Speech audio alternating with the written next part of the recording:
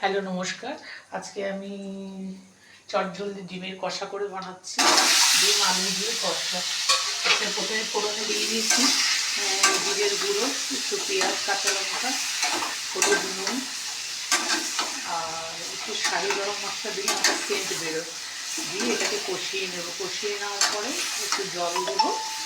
জল দিয়ে আমার হয়ে যাবে ডিম কষা। দেখুন কষা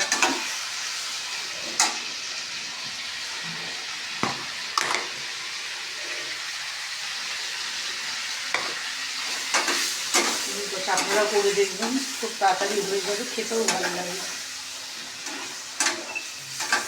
একটু আদা বাটাও দিয়েছি আর একটু শাহি গরম মশলাটা এটা আমি আমার মতো দিলাম, একটা সুন্দর গন্ধ বেরোয়।